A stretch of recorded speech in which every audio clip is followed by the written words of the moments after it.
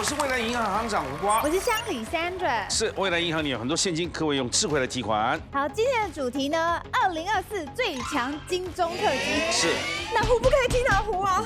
没关系，明年就很多人会恭喜我们啊，你们入围了，真的好，只要你活得够久，就有机会入围啊。好，这个今天欢迎2024年呢，即将金钟奖要展开嘛，在这之前有邀请到一些特别优秀的、有入围的。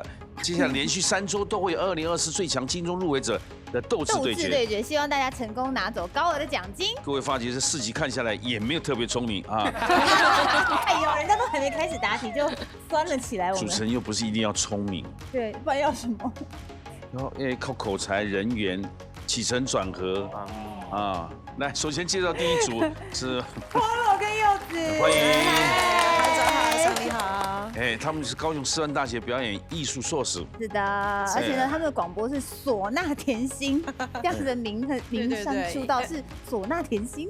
因为其实我在上一个工作是在海军陆战队的飞马豫剧队担任唢呐乐手，所以其实我叫学长好。现在你还在那边吗？没有，现在就转行到做广播电台，在中央广播电台服务。是。两位是一起入围广播金钟的节目是台湾文武办。这个字其实它是台语发音，叫做台湾文武饼。对，饼。文武饼啊。饼的意思是？文武饼是那个你是介绍台语系或各地方戏剧的东西吗？对，我们是中央广播电台的戏曲节目《戏曲大场面》。台湾文武饼。对啊，那个饼是那个即饼冷饼的艺术啊，文武饼是指的是戏曲的后场伴奏乐队这样子。是。它不光讲是歌仔戏这些吧，国剧、评剧、豫剧嘛，河南梆子这些。对，河南梆子还有就是像是一些义政啊，或是庙会文化啊，其实这些都跟你们都会谈论的。对对，长知识的节目是没有错。是，预祝你们得奖了哈！谢谢，欢迎你们。接下来叫木木跟黄浩平，这2个一起搭档的原因是因为他们呢，今年会是金钟的红毯主持人搭档。是的，那木木能在他面前搭档，一定木木口才也相当好吧？木木很厉害，他算是年轻一辈中主持非常有天分的，因为我看他主持很多是《原子少年》系列的，都很优秀哎。就是目前台湾的男团节目、女团节目，然后就《原子少年》、《未来少女》都有在里边服务大家。欢迎2位，欢迎哦！他们自己有节目来入围了哈。对，自己有节目，那好评。我自己入围的节目的话是这个广播金钟奖，然后第一次 Podcast 节目以不正常爱情研究中心入围了。然后另外是教育文化这个主持人的部分呢，以我的世代我做主 Pop Radio 的节目入围了，这样。感谢，对，谢谢。讨厌的笑容。没有，不是你不能有成见这样看。我每一个笑容都讨厌，整集都背对他们。是，我看一下。然后今年的话也有一个新的挑战是这个少年愿望事务所，这个我也是跟邓惠文一起担任主持人，然后每一集会邀请一些素人学生、年轻人来宾来聊他们的愿望是什么。那我们会评选他的愿望，如果愿望 OK 的话呢，就会进入到殿堂当中被大家给听见。酷哎，其实要多跟他们互动啦，是，听听年轻人的声音啦。要不然年轻人压力很大，动不动看心理医师，必须对不对？真的需要。好，请放下来。接下来 Joseph， Joseph，加州大学Irvine， 对，Irvine 分校企业硕士，2023年金钟奖流行音乐主持人得奖的，入围广播金钟奖，节目叫 The Jam， 对，没错，因为那个 Jam 的意思有很多，一个是果酱，一个是音乐是 Jam，当一些音乐人在尬音乐的时候就 Let's Jam。然后最主要是我那个时段是5点到9点钟，就是下班的时候，traffic jam， 也就是说交通阻塞的时候。他在教我们英文哎，那我知道了。有发现小了3个。教我可以的，他教你真是。对，听起来今天这些来宾怎么回事啊？来，接下来那个。嗨，那个你好。那个是政大传播所硕士，广播金钟今年入围了3项哦。谢谢。很多哎。现在有6个节目啊，对，6个节目。所以你看看电视台现在多滥用人啊！不是广播上广播节目6个哦，是分身乏术。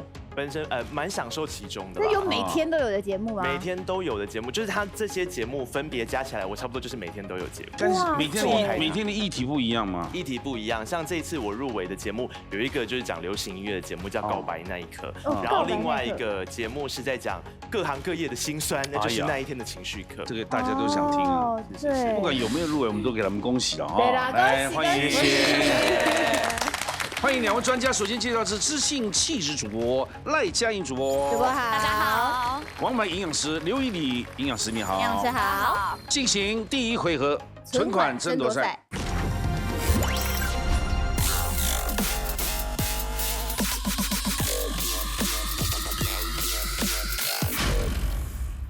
这回合请乡里来讲规则。好，这回合呢，抢答之后轮流作答，每答对一个答案是3000元。那银行金库里面有6万元，这6万元要抢完为止，或是2个题目轮完为止。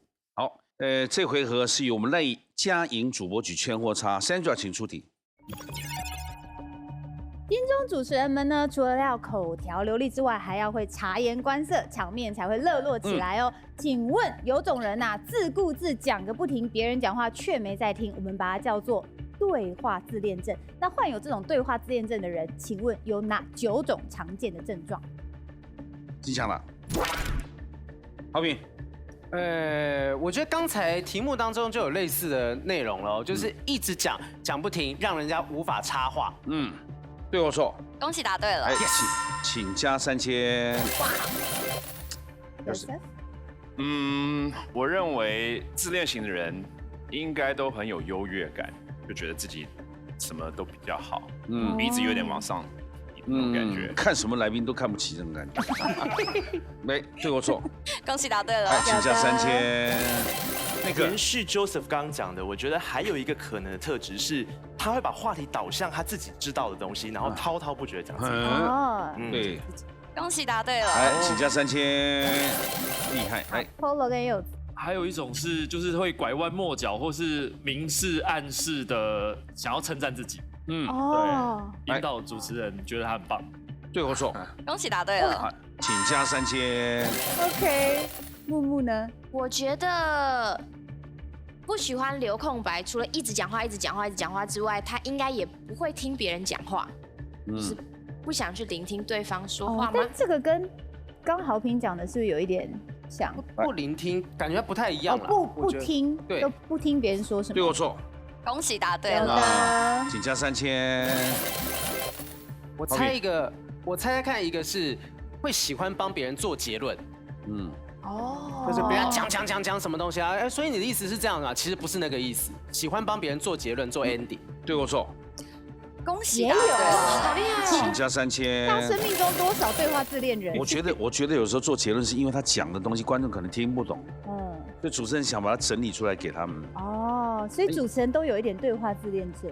不是因为他讲的时候，你会怕他没有讲清楚，对，他的意思每人解读不一样，所以你重新整理再回问他，你的意思是这样吗？对，帮忙 summarize。这个也在里面。也有哦。好 ，Joseph。我在想哦，因为有时候我们是在讲说是受访者有这种自恋症，有时候是主持人自己也有这种症头在里面哦。那这个我觉得两边都有可能，就是有些事情不是很懂，但要装懂。装懂这个嘛，你就说那个嘛。有时候主持人也需要这样子，然后如果一不好的话，会觉得有点太自恋了。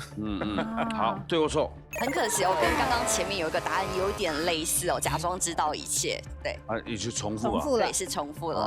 哇，对呀。好，尼克，我觉得还有另外一种可能性，就是他明明来宾讲的是 A 这个情形，但他就一直要把它导向成是没有，你说的是这个情形对不对？这个情形对不对？一直纠正来宾，要说自己才是对的。对或错？恭喜答对了。纠正别人。请加3000。接下来 Paul。还有一种是看不顺眼别人的很多事情，然后喜欢给别人建议。恭喜答对了。请加3000。还有吗？剩最后一个了。那我也试试看好了。他平常很喜欢自言自语。自言自语啊？是啊，一个症状嘛，也不一定说一定要跟别人讲，说不定他会很喜欢自言自语。主持人自言自语有麦克风不知道猜猜看。对或错？很可惜答错了。你有麦克风不太可能自言自语啊。对，而且他就是要别人听到，他自言自语讲给自己听。对，大家好。我讲一个之前我在看到人家网络上面访谈一个犯的大错，别人讲话的时候不看对方眼睛。别人不看对方眼睛，对或错？很可惜答错了。好来请Joseph 也没了，尼克最后一个。主持的时候，来宾讲 A， 他讲 B。这不就是你刚刚讲的？对耶，好像是耶，我看错你了。对，怎么办？没几招了。那低头看稿不看来宾啊，这好评讲过了，没了。很难嘛，剩最后一个。难哦，太难了。Polo 柚子，能讲到第3个吗？我们有时候会遇到一些来宾，他们是很喜欢挑战主持人，他们就觉得你说这样子不对，你说的不对，这样就是否定主持人，就是他会觉得自己说的都是对的，然后否定别人，知道吗？好像跟前面重复吗？可是我们是针对主持人，对不对？对，或是一般 in general 对话自恋症，还是你改成过度肯定别人？你干嘛还帮人家想？我们要给其他东西小小没有的提示好了。我们在发表言论的时候非常忌讳人家一直打断别人讲话吗？喜欢打断别人讲话。来，对或错？恭喜答对，请加3000。还有主持群最怕什么？什么？抢话。抢话都不听的，一直在抢。好，还有补充的吗？好，所谓的这个对话自恋症的患者，这其实是社会学家查尔斯所提出的一个状况。他发现这类的人很喜欢让对话的焦点放在自己的身上，他很喜欢主导整个对话，尤其是时间、话题，或者说试图说服别人哦。当然，大家一定会想说，那这是一个病吗？这不是一个病，其实是一个外在的表现。当他把焦点放在自己身上的时候，他的大脑会产生多巴胺，他就越讲越嗨，越讲越嗨，所以呢，他就会阻断别人讲话的一个状况。那如何避免自己成为这个对话的一个控制狂呢？其实最好的方式是我们常常可能会说，我觉得，我喜欢，我想知道，我认为，我们把这个我字改成，那你觉得呢？你的想法呢？多多的倾听别人的想法，多多跟大家做一个对话的交流感，或许就可以避免自己变成这一个对话自恋症的一个人。就是说要有点话术啦，是即便对话自恋，可以讲一些话，让人家觉得没那么自恋。是。get 到了。OK， 9个都抢完了啊！接下来第2阶段由以理营养师来举前后差，请出题。演艺人员常常披星戴月，工作压力很大哦，这很容易增加心血管疾病的风险。那请问有哪些食物其实是血管的清道夫，可以降低胆固醇，改善心血管疾病？7强了，来 ，Polo 柚子，大蒜，大蒜，对或错？恭喜答对了。有，请加3000。吃黑巧克力。黑巧克力，纯黑巧克力，对，不能有糖了啊！来，对或错？恭喜答对了。来加3000。好评。我妈跟我讲说，吃菠菜对身体好，就是铁啊什么东西，心血管会有益。菠菜对或错？恭喜答对了。厉害！大力水手来了。来加3000。菠菜归在绿色蔬菜。所以这个答案就不要再讲哦，绿色蔬菜都不能再说了，好严格哦，这么严格哦。就是好，那好好想一下，胆固醇。其实讲到胆固醇，会想到海鲜不应该吃，但是只要鱼类的或鱼油的反而是好的，所以我觉得是鱼。鱼大概是哪一种鱼？可能要举例一下。鱼油，秋刀鱼，比较鱼油多一点的。所以答案是秋刀鱼好了。秋刀鱼，哪一个种类的鱼？哪一种？你是说深海的还是？不是鱼的名字，讲一个鱼名。一种鱼。那这边哎，你这就是真好，什么意思？对不起，我中文不是那么好，我想说鲑鱼。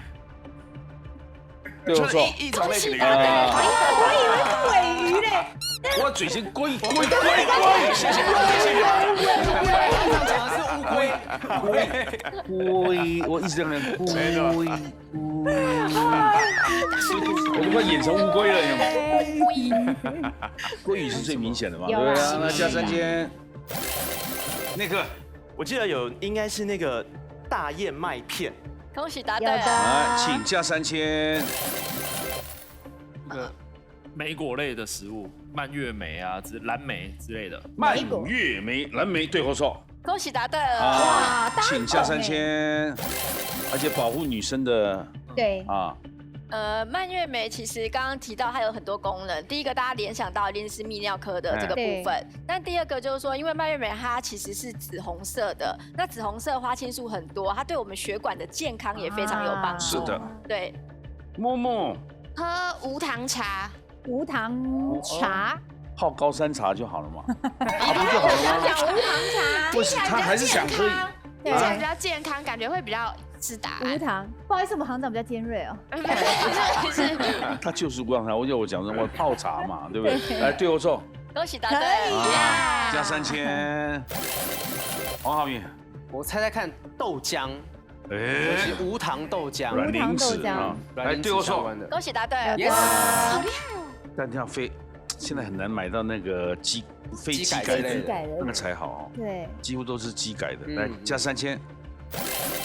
既然讲到了豆类，然后前面还有果类，我觉得坚果也不错，然后是不要加任何的那种调味的坚果。对对，坚果对或错？坚果，恭喜答对了。有的。加3000。还有坚果跟豆类都没了，那我知道还有一个有可能。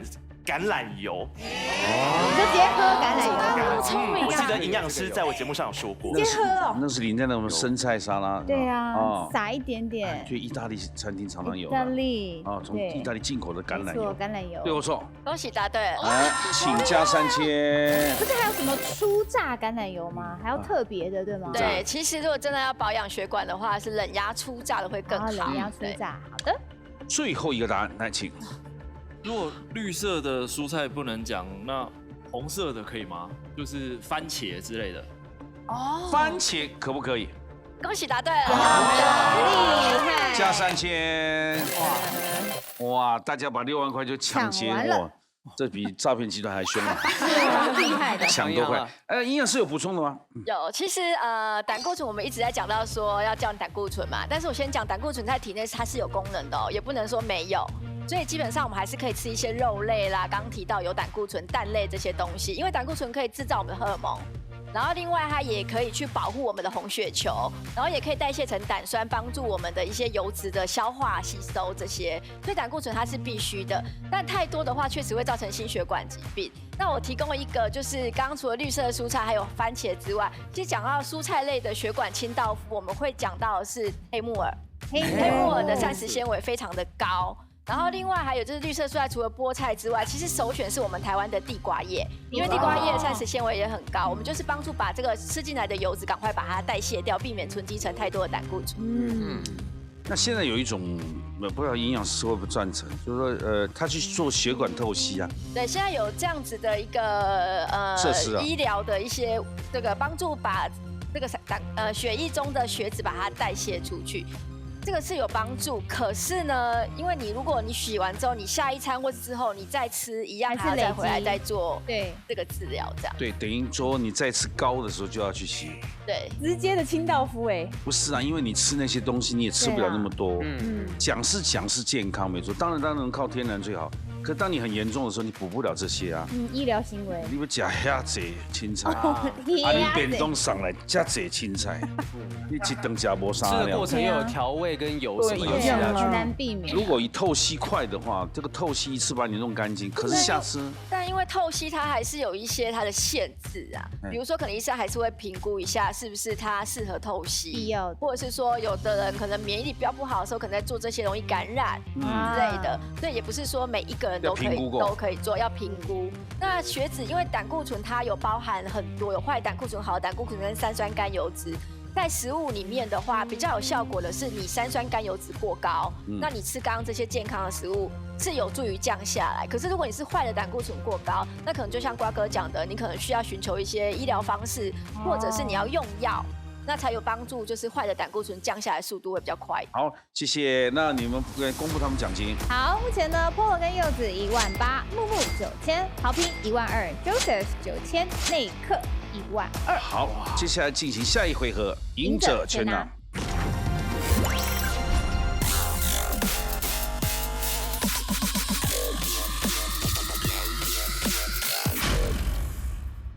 赢者全拿，32起奖规则。好，这一回合呢，同时作答 A、B 两个选项，答对的话累积奖金，每一组代表1000元；答错的话，此轮就淘汰。那奖金会一直累积嘛？每一轮最后留下来那一位，可以把当时累积的金额全部灌给自己。对，好，总共进行3轮了。第一轮请出题。营养师建议，减肥时摄取低 GI 食物比较不容易发胖。请问，低 GI 食物指的是什么？A. 低碳水 B. 低升糖。请作答。哦，有2个选 A 的，木木，请说。因为我觉得答案感觉会是低升糖，可是通常我都是反指标，所以我就选 A。对。内科呢，跟他一样吗？我差不多是这个意思，想说啊，应该是低升糖吧，那算了，选另外一个。然后跟他赌一下，因为我平常也是以为是左转，结果答案都是右转。Joseph， 我认为糖还是最主要会让你发胖的主因，然后加上那个 GI， 我认为我要再讲英文了，感觉那 G 是跟 glucose 有关，就是血糖。我在猜啦，是不是？我不知道。好，肤质就是血糖。请公布正确解答。正确答案是低升糖。其实 GI 值呢代表糖类的食物哦，肠胃道消化之后、吸收之后会有血糖上升速度快慢这样一个指标。也就是说，如果你是低 GI 的话，血糖比较不会起伏这么大。如果你是高 GI 的话，血糖当然起伏比较大嘛。那低 GI 就是一开始是用在糖尿病饮食，因为他们血糖比较不稳定，不可以吃的这么上上下下的。那研究发现呢，你如果吃比较多高 GI 的食物，像是精致淀粉啊或是白饭，你的血糖会上升的很快。那你体内呢大量分泌胰岛素之后，葡萄糖形成脂肪储存，你就会变胖。所以如果你想减重啊或者调节身体的时候，要避免高 GI 的食物。来2位请休息。好的。加3000。要好评哥。就这样走了。下面一题请出题。每年金钟压轴表演都备受期待，但你知道压轴其实原意并非代表最后吗？请问压轴最初代表的是什么 ？A. 倒数第2个表演 B. 中场休息前节目。请作答。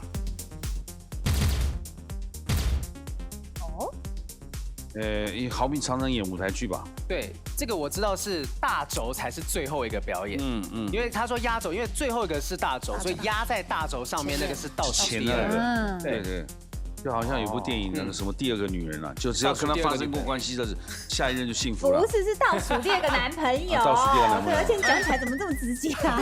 太露骨了吧？就压轴嘛。对，压他的大轴。好，压谁的大轴啊？最后他就结婚了。OK。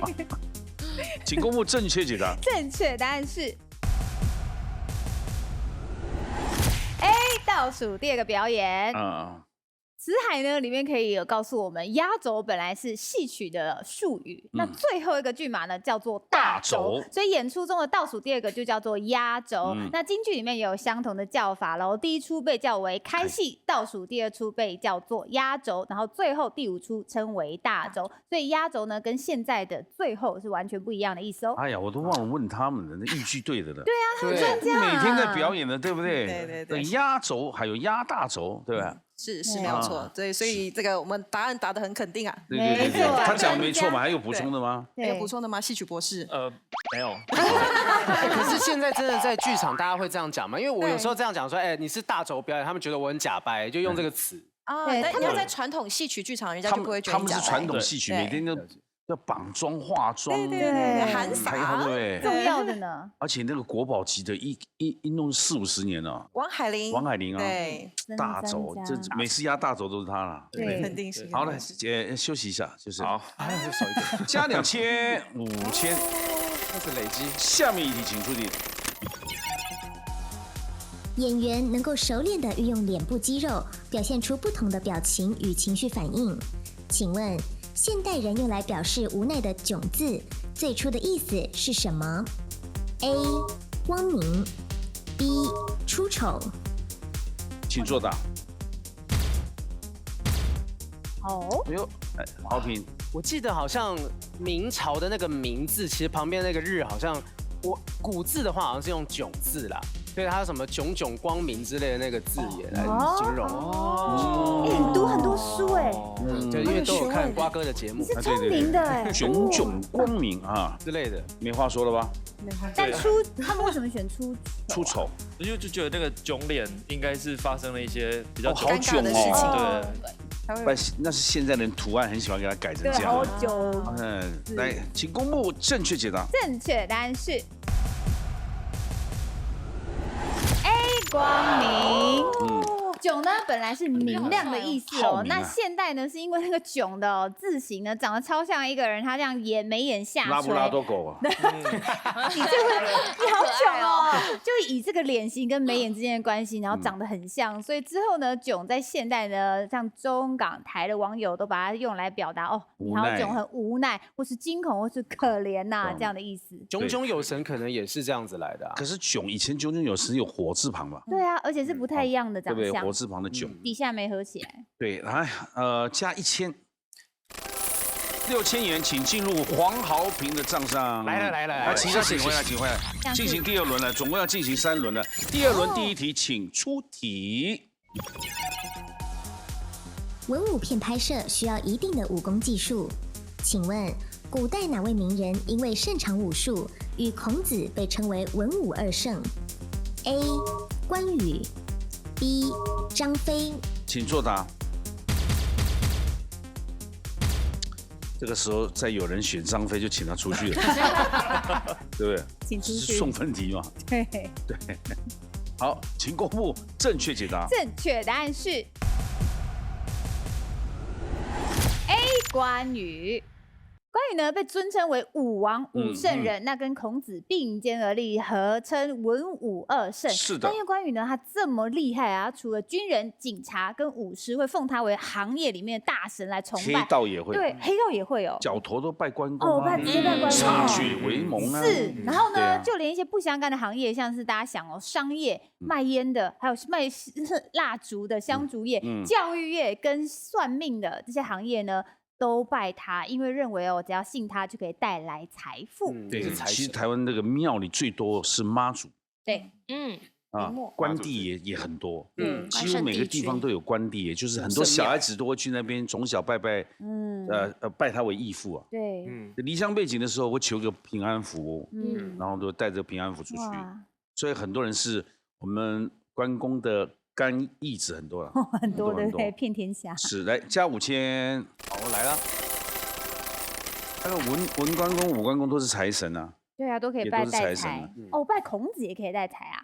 没有，孔子没有，没有邯郸爷哦，邯郸也是财神，关公是财神，对，土地公是财神，也有这样讲法，对，中端万帅，三太柱嘛也算财神，所以每个大庙里面都有一个中坛元帅。哦，哇，很有样子，就是长这样。后面就是观音娘娘，观音娘娘楼上就是玉皇大帝，都有。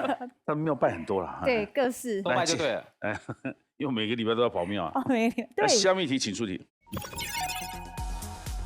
在香港，千万不要乱约异性做什么球类运动，因为有性暗示的意思。A. 打桌球 B. 打羽球。请作答。哇，请作答。好难哦。哦，不能乱约，原来是有他的意思在哦。对呀，会被别人死哦。对啊。要不要一起打桌球？要不要一起打羽球？哪个听起来比较 A？ 要不要打羽球啊？看你帅就是 OK 啊，打什么球都可以的。我觉得2个都有性暗示的意思，就只是一个是除毛前跟除毛后。太过分了，确定是桌球比较干净的，对，羽毛球是还没除。对啊，那为什么有选 B 的呢？哦，有 B 的，只有你 B 哦，对，哇，你可能会他既然是性暗示就选 B 了。没有，就是一个感觉，因为我觉得2个听起来都怪怪的，对，都很怪啊，我不知道哎，我选羽毛球有没有性暗示？但是在香港，在香港打桌球，如果要有性暗示是羽毛球吧？那裙子飞来飞去。哦。天哪，你的裙子前谁这样子打？羽球你这样打给我看。王麒麟他们常常摔倒啊，对，倒在地摔倒很难控制，脚就开了。对啊。好来，桌球比较不会啊。为什么？桌球的动作也很快啊，也蛮性感的。对啊。好，来，请公布正确解答。正确答案是 B 打羽毛球。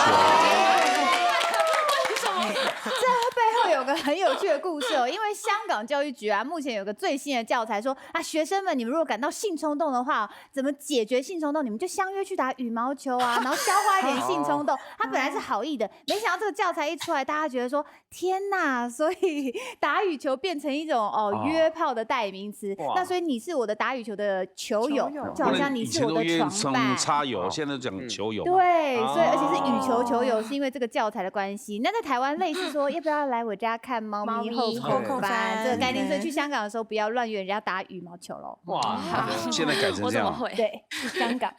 来我们家看我后空翻啊。不是看你啦，是看你家。你要真的会后空翻，我真的去你家看嘞，我想看哎，直接报名。纠团。对，那猫咪后空翻看不到，应该看狗后空翻吧？猫咪，因为猫比较会后空翻。对，那狗也会后空翻，还可以看到它的。但是啊，像在英文就是 Netflix and chill 嘛，就是每一个不同文化里面有不同的说法，就是要不要我来我家一起看 Netflix， 然后一起放松一下，这个也是约炮。是哦，是，你就什么都不能动了，动辄得救了嘛，对不对？是真的到家里来，哎，我家电脑坏了，来修一下。哦，对，你们那年代是约修电脑，对不对？年代修水管。哦，修水管。所以有一部片子叫《修水管的那个阿贤》。我听说的，阿贤，水电工对不对？真的不知道。那部片子超红的，对不对？只要叫他阿贤就知道干嘛。听说蛮红的，听说。你少来。加1000，大家都不用走了，只有他答对。6000块进入木木的账户。好补！你看哦，目前18000、15000、18000、9000、10000都有机会进行最后一轮啊。第3轮决胜轮，请出题。KTV 又叫做卡拉 OK， 是源自于日语中的卡拉 OK。请问卡拉 OK 在日文中是什么意思 ？A. 无人乐队 B. 素人歌手。请作答。哎呦，全部人选无人乐队。好，就是没有人的伴奏乐队，电子的伴奏乐队。是这样吗？对不对？但是他也是素人歌手。但人声要自己唱。最早的卡拉 OK 是一大桌写单子哈，对，点歌。来宾654桌黄豪平点了一首《某人熟悉》，比如这样，对，上台唱歌。下一桌的是可能6659的 Joseph 点了一首。我唔甘，我唔甘。来点英文歌啦，其实，在美国，在西洋国家，其实他们还是比较喜欢卡拉 OK 这种，就是大厅式，大家一起唱在一起的。因为他们觉得是联谊嘛。对他们去 KTV 反而觉得很奇怪，为什么要在一个包厢自己在同玩，要跟大家一起？他们想让大家看一下，因为爱秀嘛。对，爱秀比较外放的个性。台湾后来弄包厢是另有意图，醉翁之意不在唱歌嘛。真的吗？那不是 MTV 才这样啊？唱歌还是去唱歌的啦。对，那个房间关起来就好了。先转一讲 MTV 就会透露你的年纪了。但你听懂吗？我怎么会听懂？来，请公布正确解答。正确答案是 A 无人乐队。卡拉 OK 的名字呢，源自于日文哦，其中 Kara 就是汉字空的读音，那 OK 呢是管弦乐队 Orchestra 的英文的谐音，所以合起来就是无人乐队。后来是台湾的商人啊，进一步把卡拉 OK 结合当时市面上非常流行的 MTV， 然后改变成为改良式包厢形态的卡拉 OK， 才叫做 KTV。是那讲的已经是40几年前，我们作秀年代，几乎都是围在那边听歌啊。你点一首歌，他点一首歌，有的唱的很难听的也上去唱，大家都会觉得哇，你真敢哎，忍住，就是胖虎嘛，对吧？来加5000哦。好，下面一题请出题。不管有没有得奖，能够走金钟红毯就是一大荣耀了。请问地毯最早在古希腊时期使用红色的原因是什么 ？A. 染料珍贵 B. 驱赶邪灵。请作答。红毯。为什么要红毯而不用黑毯、白毯？好，尼克，你选择染料珍贵。因为红毯是个荣耀嘛，然后那个颜色在以前，我记得有一些作画的时候也会特别一些染料比较贵的那个颜色，然后它就会拿来做比较质感的画作。我用这样去推啦。但有2位还是选 B， 只有2位啊？对，浩平跟我对，那赶走去领，请说。我想说，有时候因为我主持到第5次的星光大道，有时候那个红毯另外一端会有一些妖魔鬼怪这样走过来，各种的啦，没有突发状况啊。因为我们自己主持的时候会有一次主持的时候访问刘以豪，外面有人丢东西进来，丢一个那个黑色的某一个块状物，然后丢进来，我们当下就啊有粉丝送礼物什么的，进广告之后一看，里面是包一个卫生纸，然后上面写了刘以豪我爱你这样子，就搞得很像讨债集团，所以这种妖魔鬼怪我们要想办法挡在外面。对，如果驱赶邪灵，过火炉就好了嘛。对，贵气可以给。请公布正确解答。正确答案是 A， 染料珍贵。那最早文献记载的红地毯呢，出自于西元前458年的古希腊悲剧剧本《阿伽门农》这里面哦。当时红色被视为神圣的象征。事实上呢，19世纪工业革命出现合成染料之前呢，红色都是非常珍贵的染料哦。像红色的织品啊，只有皇室、贵族或是天主教廷的主教才能使用，所以价值非常崇高。可能代表血液也很珍贵吧？对，当然是这个意思。2位请休息。好，加3000。那豪平这样是等于没有机会了嘛？那看其他人。下面一位，下面一题。夫妻之间常以老公老婆作为称呼对方的代称，请问老婆中的婆据说指的是谁 ？A. 孟婆 B.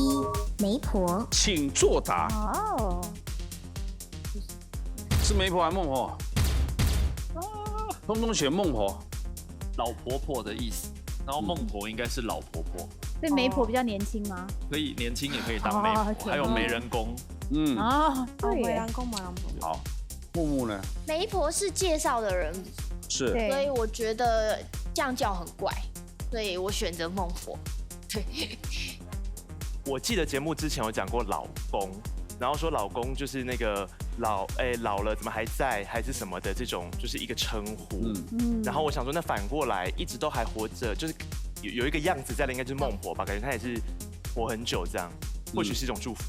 如果孟婆没有给你喝那个汤，你会记得前生今世。没错，对不对？哎，请公布正确解答。正确答案是 A 孟婆。我们大家都会叫老公老婆，那老婆是怎么来的呢？这个有一说啊，说老婆的老就是月老，老婆的婆就是孟婆，意思就是你们2个人呢，月老让你们认识之后，到孟婆要你喝汤之前呢，你们都是一辈子不分开的。好浪漫哦！讨厌，真的感人呢。好，请加3000。下面一题，请出题。电影也会影响世界。动画电影《小鹿斑比》放映后，打猎受到抨击，引起了社会对动物的重视。请问，延伸出来的斑比效应是指什么 ？A. 盲目跟风 B. 双重标准，请作答。哦，有不同答案了。那木木你先讲。就可能会觉得说，为什么？好，对不起，我用猜的。我真的不知道。来，盲目跟风。我觉得，因为像有一阵子，如果说这个电影它是有某种宠物或动物，大家都会一阵子非常喜欢，比如说那个导盲犬啊，或者是什么柴犬啊，只要有相关的电影出来，大家都会一窝蜂。所以我才想说，有没有可能这个意思是跟盲目跟风有一点相关？听起来很合理哦，感觉很像。可是说它是放映着打猎受到抨击，就是觉得那么可爱，你不应该去打它。对。可是当你没有在播的时候，大家打疯了也没关系，对不对？猎入的。因为我记得电影里面常会有那个影后，大家就会跟着去效法，像之前大白鲨也是一样，然后就是也是好像有看过相关的效应，就是大家会跟着那个风潮走。我是只觉得这样想，但我觉得刚刚行长讲的比较有道理。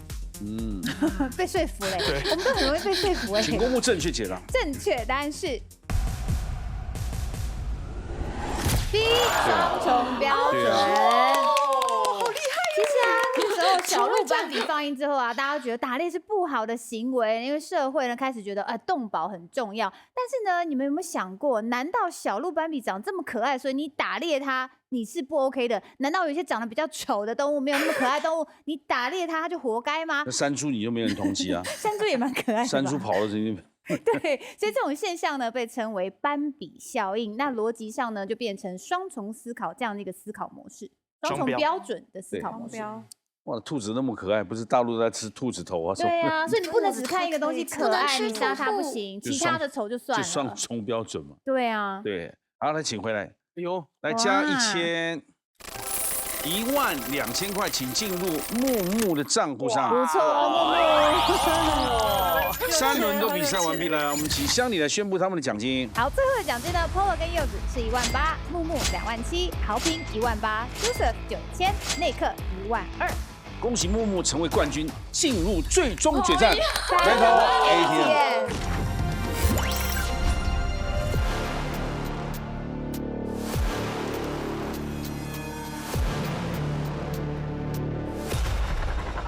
哎，恭喜木木，你赚都没想到啊！这里他吃力最浅，哇，真的没想到他是最高额的奖金啊！真的，我自己也觉得目前都还很像一场梦，满脸尴尬的意思是很怕写字吗？对，对，很怕。现在也是尝试胆量的一种了啊！哎，是的，来请，谢谢。木木提款卡请插入提款。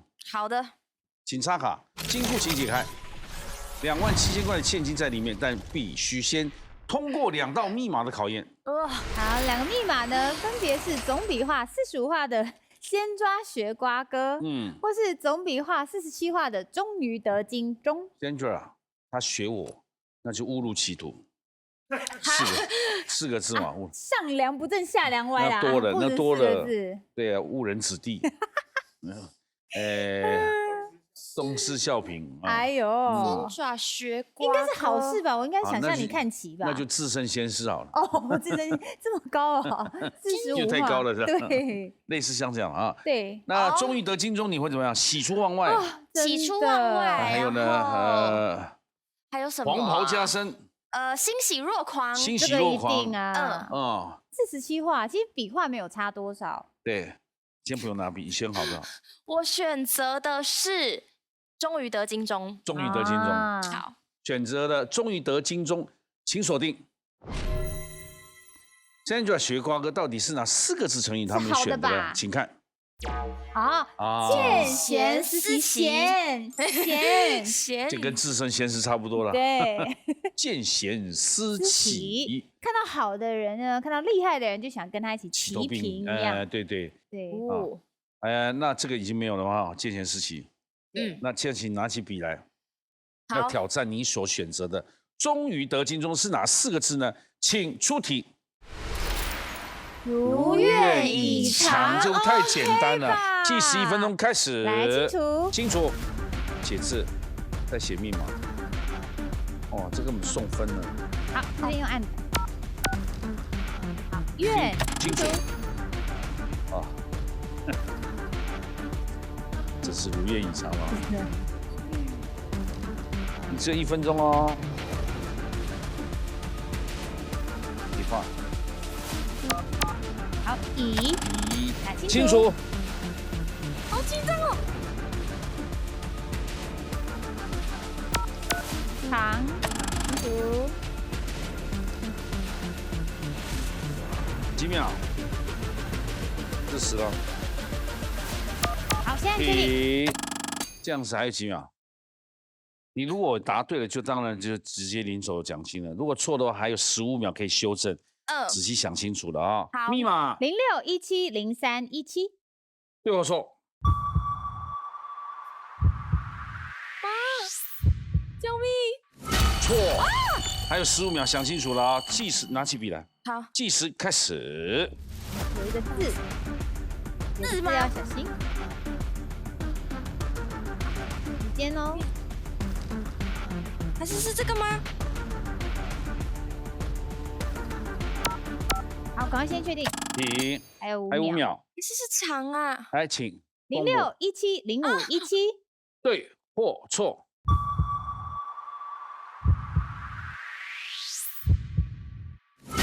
那肯定还有5秒钟，是哪个笔画算错？笔画的问题笔画算错是哪个笔画算错？你密码就错的啦。好了，计时5秒，开始把它写完了，写起来。5秒写完。好，来，先清除。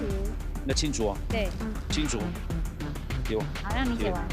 你写，我慢慢写。还是17。好，按17。好。有改吗？还是17啊？啊。哎，密码。06170517。对我说。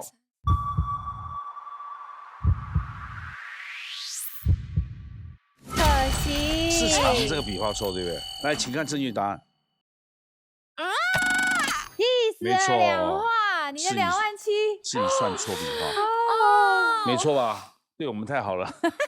来，谢谢，跟金库说拜拜。这一定是将来的遗珠了。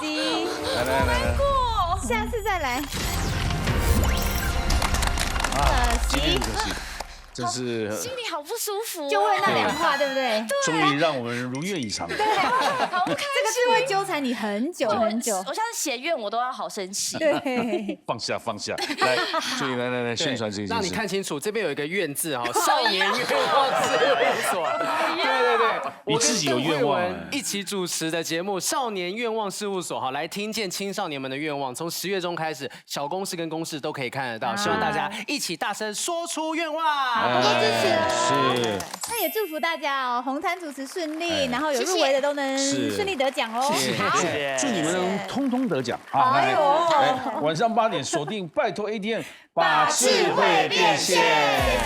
如愿以偿，谢谢。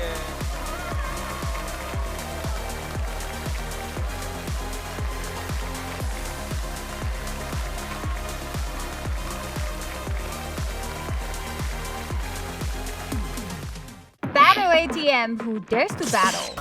哦，拜托 ATM 谁敢来 battle？ 订阅拜托 ATM 的 YouTube 频道，等你来 battle。